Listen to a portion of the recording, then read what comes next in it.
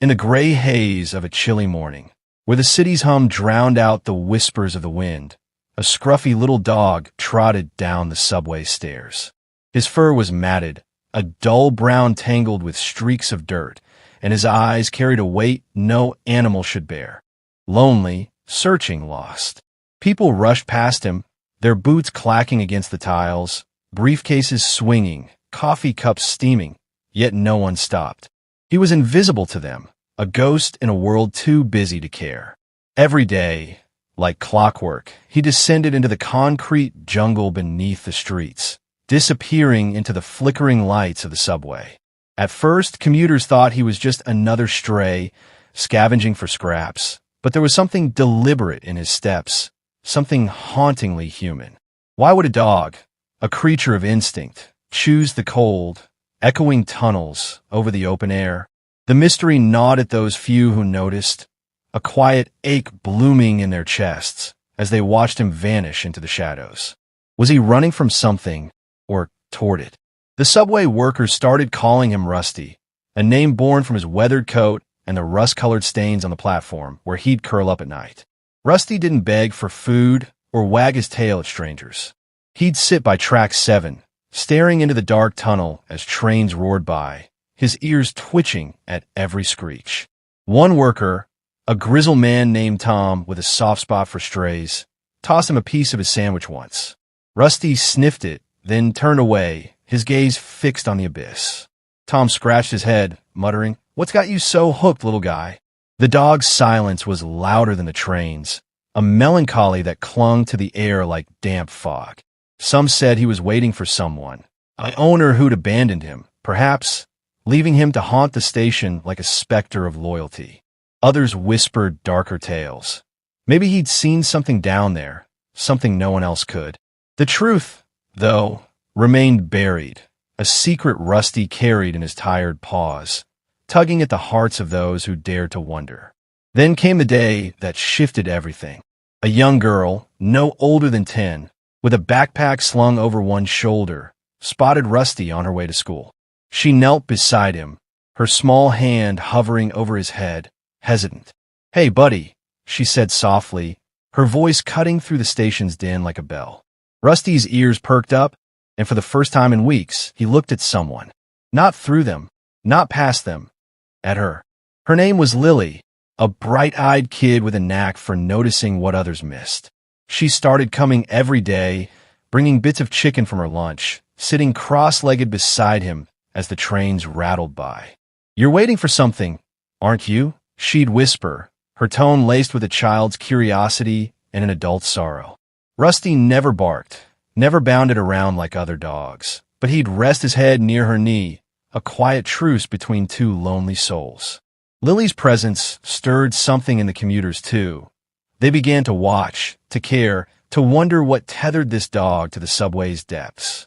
Yet the question lingered, heavy and unanswered. What was he waiting for? Here's a practical tip for anyone reading this. If you've ever felt lost, like Rusty, try anchoring yourself to a routine. It doesn't have to be grand. Maybe it's a walk at dawn, a cup of tea at dusk, or even sitting in a quiet spot to think. For Rusty, the subway was his anchor, a place where he could hold on to hope, even if it hurt. You could do the same. Find your track 7, that one steady thing in the chaos. Lily found hers in Rusty, and maybe you'll find yours in something small, but meaningful too. Just don't let the world's rush sweep you away. Pause, look, and hold on. But as Lily grew closer to Rusty, the mystery deepened, a shadow creeping into the story that no one saw coming, hinting at a truth far stranger and sadder than anyone could have guessed. Weeks turned into months, and Rusty's subway pilgrimage became a quiet legend. Lily kept showing up, her backpack now stuffed with treats and a little notebook where she'd scribble theories about her silent friend. "Maybe he's a time traveler," she'd giggle to Tom, who'd taken to joining her on his breaks. "Or maybe he's guarding something down there." Tom would chuckle, but his eyes betrayed a flicker of unease. The station felt different lately, colder, heavier, like the air itself was holding its breath. Rusty's routine never wavered. Down the stairs at sunrise, a vigil by track 7, then a slow climb back up as night fell. But one evening, as the last train pulled away, Lily noticed something, a faint whimper, barely audible over the hum of the departing cars. She tugged Tom's sleeve, her face pale. "Did you hear that?" she asked. Tom frowned, straining his ears. Nothing. Yet the seed of doubt had been planted, and with it, a chill that wrapped around them both like a shroud. The next day, Lily arrived with a plan. She'd brought a flashlight, a cheap one with a flickering beam and a determination that outshone her years. "We're going to find out," she told Rusty, who tilted his head as if he understood. Tom, reluctant but curious, followed her lead. They waited until the platform emptied, the late-night stragglers gone, then crept toward the edge of Track 7. Rusty stood, his body tense, and for the first time, he stepped into the tunnel. Lily and Tom trailed behind, their footsteps echoing in the dark. The air grew thick, damp with the scent of oil and earth, and the flashlight beam danced over rusted rails and crumbling walls. Then they saw it, a small bundle tucked against the tunnel's side, wrapped in a tattered blanket. Lily's breath hitched as she knelt, peeling back the fabric. Inside was a collar, faded but legible, with a name, Buddy. Rusty whimpered again, nudging the blanket with his nose, and the pieces clicked into place with a gut-wrenching snap. Buddy had been his friend, another stray who'd roamed the subway with him. Lily found a crumpled photo tucked in the blanket, a Polaroid of two dogs, Rusty and Buddy, side by side, tongues lolling in happier days. Someone had scribbled on the back, "Lost him last spring. Rusty won't leave." The story spilled out in fragments after that, pieced together from whispers and old records. Buddy had been hit by a train one stormy night, and Rusty, unable to save him, had stayed ever since, guarding the spot where his companion fell. The commuters who'd once ignored him now felt a pang of guilt, their indifference a silent accomplice to his grief. Lily sat there, tears streaking her face, while Tom rubbed his eyes, muttering, "Poor little guy." Rusty's loyalty was a mirror to their own losses, a reminder of the friends, pets, or moments they'd let slip away. But was that all?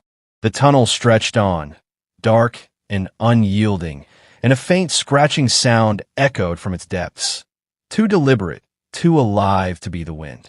Here's something you can take from Rusty's tale. Hold on to what matters, even when it hurts. If you've got a buddy in your life, a friend, a pet, a dream, don't wait for a tragedy to show them you care. Call them today, take them for a walk, or just sit with them in silence. Rusty didn't have that chance, but you do. Try this. Set aside 10 minutes daily to connect with someone or something you love. It's a small act, but it builds a bond time can't break. Yet as Lily clutched that collar, a shadow shifted far down the tunnel, unseen by her or Tom. Rusty's ears flicked toward it, a low growl rumbling in his throat. The story wasn't over. Something else lingered in the dark, watching, waiting, and the truth behind Rusty's vigil might be more sinister than a simple tale of loss. The tunnel loomed ahead, a black void swallowing Lily's shaky flashlight beam. Rusty's growl rumbled low, his gaze piercing the darkness beyond their sight. Lily gripped Buddy's collar, her breath hitching, while Tom shifted beside her, unease creasing his weathered face. "We should go back," he whispered, voice tight. But Lily shook her head, her small frame buzzing with resolve.